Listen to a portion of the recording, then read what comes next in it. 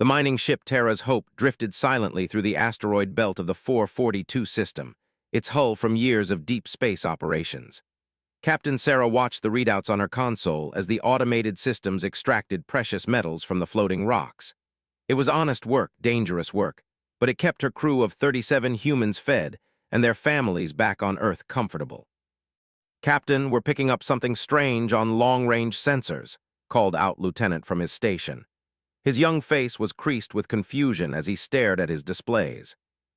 Sarah moved to stand behind him, her weathered hands gripping the back of his chair.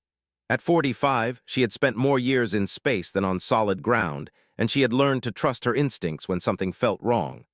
"What kind of strange?" "It's big, ma'am, really big, and it's coming this way fast." The main screen flickered to life, showing a massive triangular ship that dwarfed their mining vessel. Its hull was a deep purple color with golden trim, and weapon ports lined its sides like the eyes of some ancient predator. Sarah had seen ships like this before in intelligence briefings, but never this close to human space. "That's the Imperial Dreadnought," she whispered, her blood running cold. The Empire controlled most of the galaxy's outer rim, and they were not known for their kindness toward other species. "Captain, they're hailing us," reported communications officer, her voice tight with fear. "Put them through." The screen shifted to show a tall, blue-skinned alien with 4 arms and glowing yellow eyes. Its face was angular and sharp, like it had been carved from stone. When it spoke, its voice was cold and mechanical, translated by the ship's universal communicator. "Human vessel, you are in violation of Imperial space. Surrender immediately or be destroyed." Sarah stepped forward, her hands clasped behind her back in a gesture she hoped projected confidence. "This is Captain Sarah of the independent mining vessel Terra's Hope. We're operating under salvage rights in neutral space. These coordinates are not claimed by any galactic power." The alien's expression did not change. "All space belongs to the Empire by right of superior force. You have contaminated this system with your presence. Prepare to be cleansed." "Wait," Sarah said quickly. "We have families, children, we're not soldiers, we're just trying to make a living." For a moment the alien seemed to consider this, then its lips pulled back to reveal rows of sharp teeth. "Children, show us these offspring." Sarah hesitated, but she knew she had no choice. She nodded to who brought up the crew manifest photos on the secondary screen. The images showed the crew members with their families back on Earth, smiling faces, birthday parties, children playing in parks. The alien studied the pictures with interest, its 4 arms moving to touch various controls on its command chair. "Fascinating. We have heard that humans reproduce at an alarming rate. This must be corrected." "What do you mean?" Sarah asked, though she was beginning to fear the answer. "The Empire has decided that humanity represents a potential threat to galactic stability. Your species breeds too quickly and spreads too far. We will begin the cleansing with this vessel." On the screen, Sarah could see other soldiers moving behind their commander. They were preparing for something, and she didn't think it would be pleasant. "Please," she said, abandoning any pretense of diplomacy. "We'll leave. We'll go back to Earth and never return to this system. Just let us go." The alien commander tilted its head, studying her with those glowing eyes. "No, but we will be merciful. We will make your deaths educational." The screen went black, and immediately the ship's alarm systems began blaring. Sarah ran back to her command chair, barking orders to her crew. "All hands to emergency stations. Engineering, give me everything the engines have. Helm, evasive maneuvers." The Terra's Hope lurched as its pilot, Jenny, threw the ship into a desperate spiral pattern. But the mining vessel was built for stability and efficiency, not speed or combat. The dreadnought followed them easily, like a shark circling wounded prey. "They're locking weapons," called out, his voice cracking with strain. Sarah watched her crew work with desperate efficiency. These were good people, miners and engineers and technicians who had never hurt anyone in their lives. They had families waiting for them back home, children who would never see their parents again if this went badly. "Captain," said quietly, "they're broadcasting something. It's not directed at us." "Put it through." The alien commander's voice filled the bridge, but now it was speaking to a much wider audience. "Citizens of the galaxy, observe as we demonstrate the fate that awaits all who oppose the Empire. The human species will serve as an example to others who might consider resistance. Sarah realized with growing horror that this was being transmitted across multiple systems. They weren't just going to kill them, they were going to make it a public spectacle. The first energy beam struck their starboard hull, punching through the reinforced plating like it was paper. The ship shuddered and rolled, throwing several crew members to the deck. Emergency lights flickered on as main power fluctuated. "Hull breach on deck 3, shouted Chief Engineer Tom Bradley over the comm system. "We're venting atmosphere." "Seal it off," Sarah ordered, though she knew it wouldn't matter for long. The weapons were designed to disable, not destroy quickly. They wanted the crew alive for as long as possible. Another beam struck the ship, this time targeting their engine compartment. The Terra's hope shuddered to a halt, dead in space. Through the viewports, Sarah could see the massive alien ship moving closer. "They're launching boarding pods," reported, his voice barely above a whisper. Sarah looked around at her crew, her friends, her family, in all the ways that mattered. They were looking to her for guidance, for hope, but she had none to give. They were too powerful, too advanced. Humanity had always known this day might come, when their expansion into space brought them into contact with something they couldn't fight. The boarding pods attached to the hull with metallic thuds that echoed through the ship. Sarah could hear the cutting beams working to burn through the airlock doors. "Captain," said softly, "should I send a distress call?" Sarah thought about it. Earth was too far away to send help in time, and even if they could, what would be the point? The human fleet was made up of mining ships, exploration vessels, and a handful of aging patrol craft. They couldn't stand against an Imperial dreadnought. But maybe someone should know what happened here. Maybe someone should know how it ended. "Yes," she said finally. "Send it on all frequencies. Tell them what the Empire did here today." The airlock finally gave way with a screech of torn metal. Through the smoke came the soldiers, tall and imposing in their powered armor. Their weapons hummed with barely contained energy. The lead soldier removed its helmet, revealing the same angular features as the commander. When it spoke, its voice was filled with cruel amusement. "Humans, you will come with us. Resist and die quickly. Comply and die slowly. Choose." Sarah stood up slowly, her hands raised. Around her, she could see her crew doing the same. They were terrified, but they were following her lead. She had to find a way to protect them somehow. "What do you want with us?" "Entertainment," the soldier replied. "The galaxy will watch as we demonstrate human fragility. Your deaths will serve as a warning to others who might consider opposing the Empire." They were herded through the corridors of their own ship like cattle. Sarah tried to keep track of her crew, making sure the younger ones stayed close to the more experienced members. Jenny, barely 22 and fresh out of flight school, was crying silently, kept looking back at the family photos on his workstation. They forced them into the cargo bay, where they had set up some kind of recording equipment. The camera devices hovered in the air, their lenses focusing on the terrified humans. "Beings of the galaxy," the alien commander's voice echoed through hidden speakers, "observe the fate of those who trespass in Imperial space. Let the weakness of humanity serve as a lesson to all." One of the soldiers grabbed Jenny and dragged her forward. The young pilot struggled briefly, then seemed to collapse in on herself with despair. "Please," Sarah said, stepping forward. "She's just a child, take me instead." The soldier looked at her with those glowing yellow eyes, then made a sound that might have been laughter. "We will take you all human, but the young one first. Their pain is more pure." Sarah watched in horror as they forced Jenny to her knees. The girl looked back at her captain with eyes full of trust and fear, as if Sarah might somehow still save her.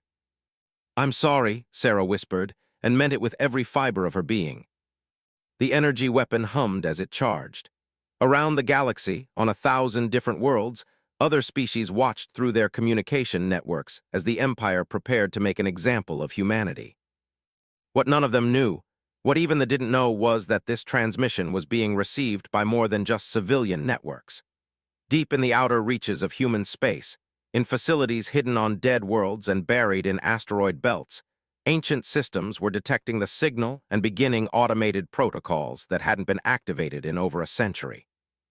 In the depths of those secret bases, cryogenic chambers that had hummed quietly for generations began to warm. Life support systems that had waited in standby mode started their revival sequences. And slowly, very slowly, things that had been sleeping began to wake up. The soldier's weapon discharged with a bright flash of light.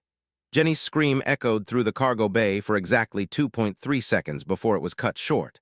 Her body crumpled to the deck, and Sarah felt something break inside her chest that she knew would never heal. "Excellent," the commander's voice said from the speakers. "The galaxy sees how easily human life is ended. Now who shall be next?" Was struggling against his captors, shouting something about his daughter back on Earth. Tom Bradley was praying quietly in Spanish, had gone completely silent, her eyes wide with shock. The soldiers began dragging forward, and Sarah knew she had to do something, anything, even if it was hopeless. She threw herself at the nearest soldier, her fists striking uselessly against its armor. The alien backhanded her casually, sending her sprawling across the deck. As she hit the ground, she tasted blood in her mouth and felt consciousness fading. The last thing she heard before the darkness took her was screaming. And somewhere in the deep black of space, in places that the galaxy had forgotten, the first of humanity's sleeping guardians opened their eyes. The war was about to begin. The first thing Colonel felt when he woke up was cold. Not the gentle chill of a hospital room, but the bone-deep freeze of deep space and centuries of sleep. His eyes opened slowly, fighting against the ice crystals that had formed on his lashes. Above him, red emergency lights pulsed in rhythm with the revival system's warnings. "System status," he croaked, his voice barely more than a whisper after 127 years of silence. "Revival sequence 97% complete," responded the base's artificial intelligence, its voice unchanged by the passage of time. "Biological functions stabilizing, neural pathways reconnecting. Welcome back, Colonel." Tried to sit up and immediately regretted it. His muscles, kept alive but not active by the cryogenic systems, screamed in protest. He forced himself upright anyway, swinging his legs over the side of the chamber. Around him, other pods were beginning their own revival sequences, filled with men and women who, like him, had volunteered for humanity's last resort. The sleeper protocol had been established in 2157, after the first contact with hostile alien species had gone very, very badly. Earth's government had quietly recruited volunteers from special forces units around the world's soldiers who had proven themselves in the worst conflicts humanity had to offer. They were enhanced with experimental technology, trained to fight enemies that didn't even exist yet, and then put into deep freeze to wait for a day that everyone hoped would never come. That day had finally arrived. "Arya, show me the trigger signal," ordered as he struggled to his feet. The holographic display materialized in front of him, showing the transmission that had activated the protocol. His blood ran cold as he watched the recording from the mining ship Terra's Hope. When the young pilot, barely more than a girl, was murdered in front of the cameras, felt something primal and murderous wake up inside him. "How many other units received this signal?" he asked. 14 sleeper facilities have confirmed activation, Colonel. Estimated combat strength, 4,200 enhanced soldiers across multiple strike teams. Nodded grimly. It wasn't many compared to the size of galactic empires, but it would have to be enough. Each sleeper had been enhanced far beyond normal human limits, increased strength, speed, reflexes, and healing, plus neural implants that allowed them to interface directly with advanced weapon systems. They had been designed to be humanity's ultimate weapon, something to deploy only when the very survival of the species was at stake. The murder of civilian miners, and the broadcast execution of a child qualified. "Show me the other team leaders," he said. New holographic figures appeared around him, men and women from different sleeper facilities, all in various states of revival.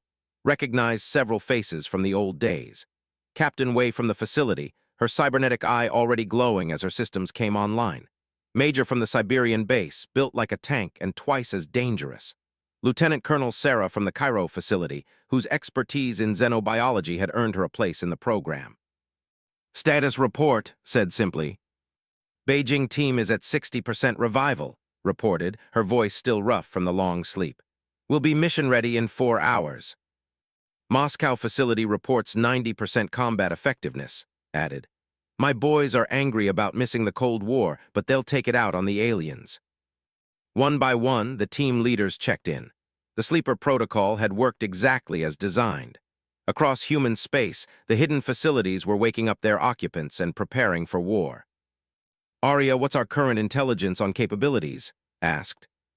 Based on the transmission and previous contact reports, the Empire controls approximately 40% of known galaxy. Primary species is silicon-based with four-armed morphology. Technology level significantly exceeds human standard, particularly in energy weapons and faster-than-light travel. Estimated fleet strength, 12,000 capital ships. Whistled low, those were not good odds, even for enhanced soldiers. But then again, the sleepers hadn't been designed to fight fair. What about their psychology, weaknesses? Culture appears highly hierarchical, with emphasis on public displays of dominance. The broadcast execution suggests they rule through fear and propaganda. Individual soldiers show standard pack-hunting behavior with clear command structures. "So they're bullies," interjected from her hologram. "They like to pick on people who can't fight back." "That's going to change," added quietly. "How do we proceed, Colonel?" Looked at the images of his fellow soldiers, these men and women who had given up normal lives to become humanity's hidden guardians. They were looking to him for direction, and he knew what had to be done. "We make them pay," he said simply. "But not just for what they did to those miners. We make them pay for thinking they could get away with it." The next several hours were a blur of activity. Facility, designated Sleeper Base 7, was built into a hollowed-out asteroid in the Sol system's outer belt. It had been disguised as a simple mining operation, but beneath the fake surface installations lay one of the most advanced military complexes humanity had ever constructed. As made his way through the corridors, he could see his team coming back to life. These were soldiers who had volunteered knowing they might never see their own time again, who had sacrificed everything to become humanity's insurance policy. They moved with the controlled efficiency of people who had trained for impossible missions. In the armory, Sergeant Major was checking weapon systems that had been in storage for over a century. The guns hadn't aged a day thanks to preservation technology, but their designs were based on theories about alien combat that had never been tested.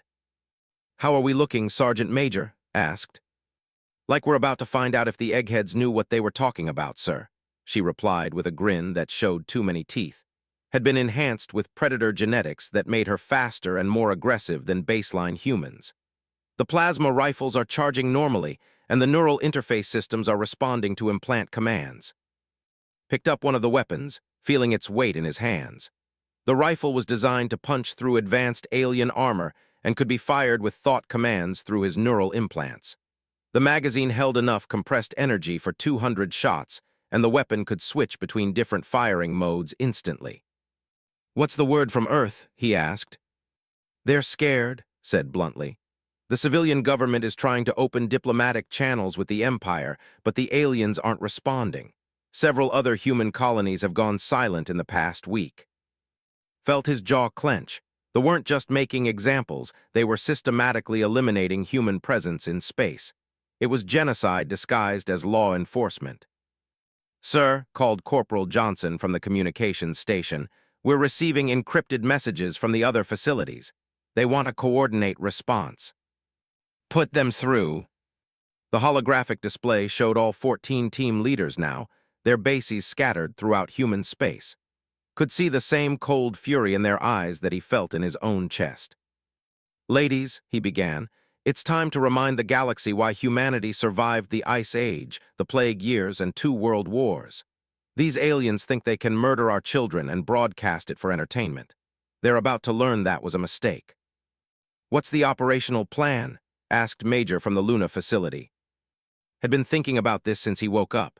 The controlled superior numbers and technology, but they had also revealed something important about themselves in that broadcast. They were arrogant. They thought humans were weak, primitive, helpless. That misconception was going to be their downfall. "Phase 1, we hit them where they don't expect it," he said. "Each team will target facilities in their local area. Nothing too big at first: supply depots, communication relays, isolated patrol ships. We want them to think they're dealing with desperate human survivors." "And Phase 2?" asked. "Phase 2 is when we show them what enhanced humans can really do. We take one of their capital ships and use it to send our own broadcast to the galaxy." There were nods around the holographic circle. It was an ambitious plan, borderline impossible, but that had always been the point of the Sleeper Protocol. When normal military tactics failed, when diplomacy was useless, when the very survival of humanity was at stake, you sent in people who specialized in impossible missions. Timeline asked. 72 hours for Phase 1 preparation. We move simultaneously across all sectors to maximize confusion and prevent coordinated response. Each team will have autonomy to select targets based on local intelligence, but the goal is to appear weak while gathering information about their real capabilities. And if we get caught? Smile was not pleasant. Then we make sure they don't live to report it. The meeting broke up as each team leader returned to preparing their forces. Made his way to the medical bay, where Dr. Sarah was running final checks on the enhancement systems. "How are we looking, Doc?" he asked. "Better than I expected," she replied, not looking up from her displays. "The enhancement integration is holding steady after revival. Strength is up 300% from baseline, reaction time is enhanced by a factor of 4, and the healing accelerators are functioning normally. The neural implants are showing full compatibility with the new weapon systems." Side effects. The usual: increased aggression, heightened protective instincts, enhanced pack bonding with the unit. Nothing that should interfere with mission effectiveness. She paused and looked up at him. These enhancements were designed to fight aliens we'd never met before. We're about to find out if the theoretical models were accurate. Nodded. The enhancement process had been based on analysis of captured alien technology and biological samples from first contact incidents. Human scientists had tried to predict what kinds of capabilities would be needed to fight advanced alien species, then designed enhancement packages to meet those needs. It was all theory until now. "I saw the broadcast," Doctor continued quietly. "That girl they killed. She was the same age as my daughter when I went into the freezer." "Your daughter lived her whole life because you made this choice," reminded her. "That pilot's death means something because we're going to make sure it never happens again." Over the next 3 days, watched his team prepare for war. These soldiers had been selected not just for their combat skills, but for their psychological profiles. They were people who could function in isolation, who could wake up in a future that wasn't their own and immediately adapt to alien threats. They were humanity's best and transformed into something more than human. Corporal Lisa Park was running combat simulations in the virtual reality chamber, practicing fighting opponents with 4 arms and different anatomical structures. Her neural implants allowed her to process information faster than any normal human, and she was memorizing weak points with mechanical precision. Sergeant David was working with the infiltration gear, testing stealth systems designed to fool alien sensors.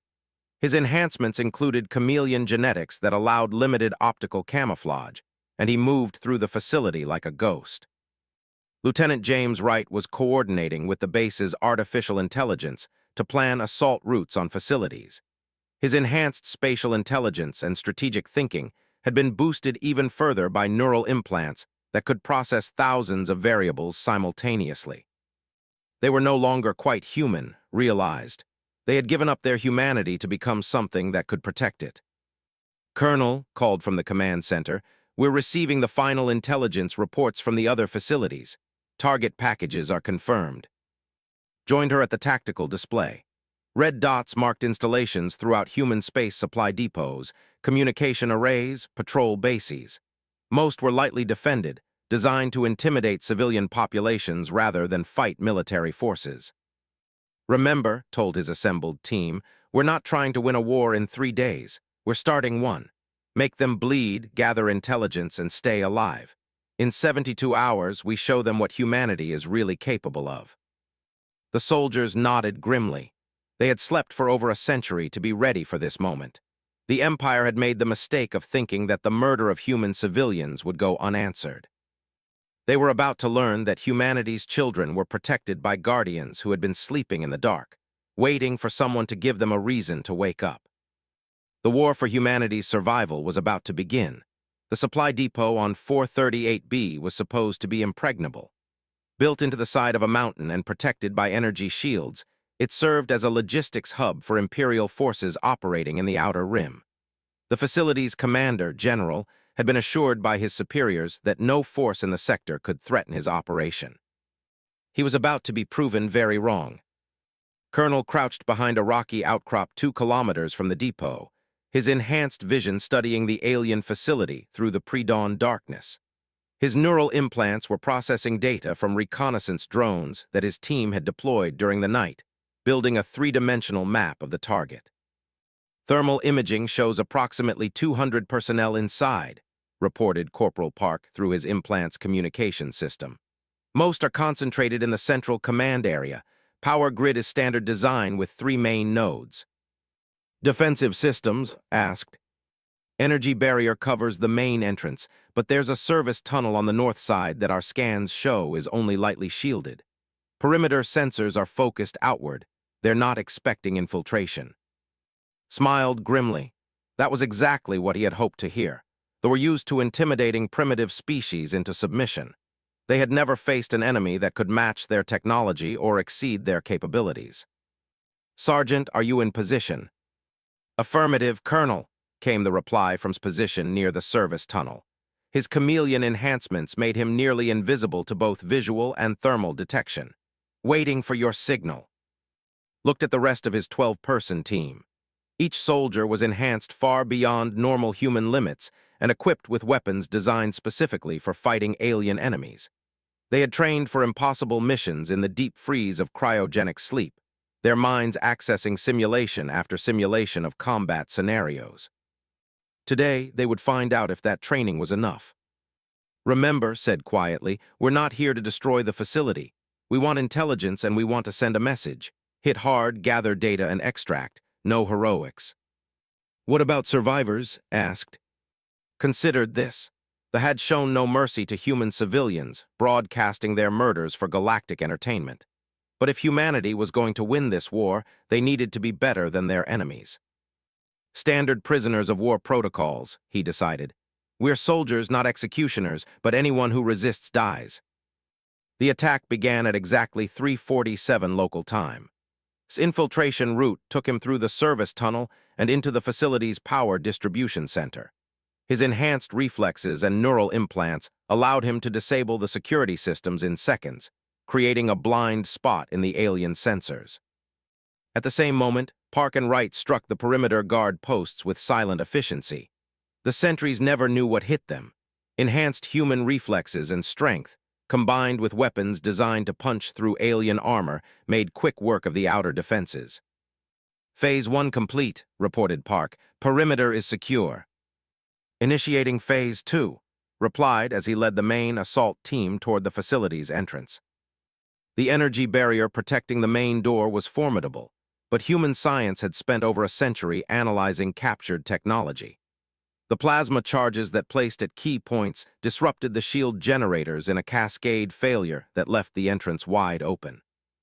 The assault team moved through the corridors like a force of nature. These were soldiers who had been enhanced to fight aliens that were bigger, stronger, and more advanced than normal humans. Against the unprepared garrison, they were unstoppable. Led the charge into the main command center, his neural implants processing information faster than any biological brain could manage. He could see the positions of every alien in the room, calculate their likely responses, and plan his attack pattern before his enemies even knew he was there. The first soldier to react lasted exactly 1.3 seconds. His plasma rifle, controlled by thought commands through his implants, put 3 rounds through the alien center mass before it could raise its own weapon. The charged particles punched through the creature's armor like it was paper, and the soldier dropped without firing a shot. Around him, his team was demonstrating what enhanced humans could do when they stopped holding back. Moved with inhuman speed, her predator genetics allowing her to track and eliminate multiple targets simultaneously. Wright's strategic implants gave him perfect battlefield awareness, coordinating the team's movements with mechanical precision. They were good soldiers, but they had never faced anything like this. Their four-armed physiology gave them advantages in hand-to-hand combat, but the humans weren't fighting fair. Enhanced reflexes let them dodge attacks that should have been impossible to avoid. Neural implants allowed instantaneous communication and coordination, and their weapons were specifically designed to defeat alien armor and biology. In less than 3 minutes, the command center was secure. The surviving aliens, those who had surrendered rather than fight, were restrained while the team began extracting intelligence from the facility's computer systems. "My God," whispered Park as she accessed the alien databases. "Colonel, you need to see this." Joined her at the main terminal, his implants interfacing directly with the alien system through captured translation protocols. What he saw made his blood run cold.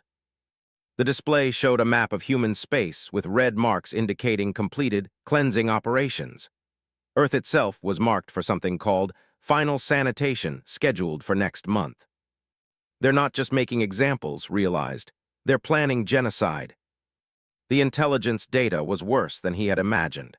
The execution of the mining crew hadn't been an isolated incident. It was part of a systematic campaign to eliminate humanity from the galaxy.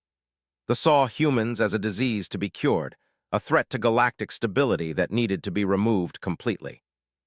"Download everything," ordered. "We need to get this information to the other teams immediately." As his soldiers worked to extract the intelligence, studied the facility's communication logs, they were already starting to notice problems with their outlying installations. Several supply convoys had failed to report in, and there were requests for investigation teams to check on communication relays that had gone silent. The other sleeper teams were doing their jobs. Across human space, enhanced soldiers were striking at facilities with surgical precision. The aliens were beginning to realize that their victims were fighting back, but they still didn't understand what they were facing. "Colonel," called Wright from his position monitoring external sensors, "we've got incoming aircraft. 3 assault shuttles, ETA 4 minutes. Nodded, they had expected reinforcements to arrive eventually. The timing was actually good. It meant they had extracted most of the useful intelligence before the aliens could respond.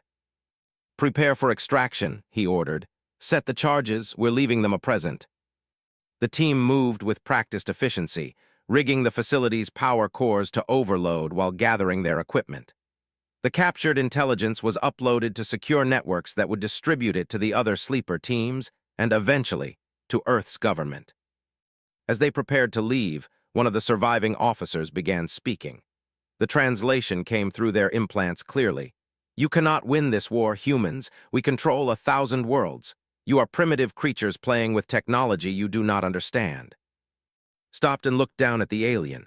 It was tall and imposing even while restrained, its forearms bound behind its back. The yellow eyes showed no fear, only contempt. "You murdered a child," said quietly. "You broadcast it to the galaxy as entertainment. Did you think there would be no consequences?" The alien's expression didn't change. "The weak die so the strong may prosper. This is the natural order." "Maybe in your natural order," replied. "In ours, when someone threatens our children, we stop holding back." He gestured to his team, and they moved out of the facility. Behind them, the charges detonated with a roar that could be heard for kilometers. The supply depot, which had served the Empire for decades, was reduced to rubble in seconds. The incoming assault shuttles found only smoking ruins, and a message burned into the ground with plasma fire. "Remember the Terra's hope." And his team extracted to their hidden base, but they weren't done for the day. The intelligence they had gathered revealed the locations of other facilities, and more importantly, it showed them exactly how they viewed humanity. "They think we're animals," said as they reviewed the captured data. "The files refer to humans as breeding pests and resource parasites." "That's going to be their downfall," replied. "They can't conceive of us as a real threat because they don't understand what we are." Over the following days, reports began coming in from the other sleeper teams. The coordinated strikes were having exactly the effect it hoped for. Facilities across human space were being hit by forces that seemed to appear from nowhere and disappear just as quickly. Captain Wei's team in the Beijing sector had taken out 3 communication relays and captured a patrol cruiser. Major's Moscow team had destroyed a fuel depot that serviced half the Imperial fleet in their region. Lieutenant Colonel's Cairo team had eliminated a research station that had been studying human biology for the planned genocide. But the most significant victory came from Major's Luna team. They had managed to capture an intelligence officer who carried authorization codes for the Empire's military networks. "This changes everything," realized as he studied the intelligence reports. "We're not just hitting random targets anymore, we can access their command structure." The captured codes revealed the location of the fleet that had been assigned to Earth's final sanitation. 12 capital ships waiting in the system, preparing for humanity's extinction. Called an emergency conference with all the sleeper team leaders. Their holographic forms appeared in the command center, each one representing humanity's best hope for survival. "Ladies," he began, "it's time for Phase 2. "The fleet action?" asked. "Modified plan," replied. "We're not just taking one of their ships, we're taking all of them." There was silence for a moment as the team leaders processed this. Taking a single capital ship would have been considered impossible by any normal military force. Taking 12 ships sounded like suicide. Howe asked, smiled, and for the first time since waking up, it was a genuinely happy expression. "The same way we've been doing everything else. We make them underestimate us until it's too late." The plan he outlined was audacious even by sleeper standards. They would use the captured authorization codes to infiltrate the fleet disguised as Imperial personnel. Enhanced humans with genetic modifications could pass for aliens if they had the right equipment and sufficient preparation. "The beauty of it is that they won't be expecting infiltration," explained. "They think humans are too primitive for espionage or sabotage operations. They're used to fighting enemies who attack directly." "What about the genetic differences?" asked. "We don't exactly look like four-armed silicon-based life forms." "Doctor has been working on that," replied. "Temporary genetic modifications combined with holographic disguises. It will fool their sensors long enough to get us on board." The risks were enormous, but so were the potential rewards. If they could capture the fleet intact, they would not only prevent Earth's destruction, but also gain access to Imperial technology that could change the balance of power in the galaxy. "Timeline?" asked. 72 hours for preparation," said. "All teams converge on simultaneously. We hit them during their final briefing before the attack on Earth." Over the next 3 days, the sleeper teams prepared for the most ambitious operation in human history. Enhanced soldiers who had been designed to fight impossible odds were about to attempt something that no military force had ever tried: the capture of an entire alien battle fleet through deception and sabotage. The genetic modifications were painful but necessary. Doctors' treatment temporarily altered their appearance and biological signatures enough to fool sensors. Combined with stolen uniforms and forged identification, the enhanced humans could pass for Imperial personnel as long as they avoided close inspection. As underwent his own transformation, he thought about the young pilot whose murder had started this war. Jenny had died believing that no one could save her, but her death had awakened humanity's guardians, and now those guardians were preparing to ensure that no human child would ever die that way again. The Empire was about to learn that humanity had been holding back for over a century, waiting for someone to give them a reason to show their true capabilities. That reason had been the murder of a child. The consequences were going to reshape the galaxy.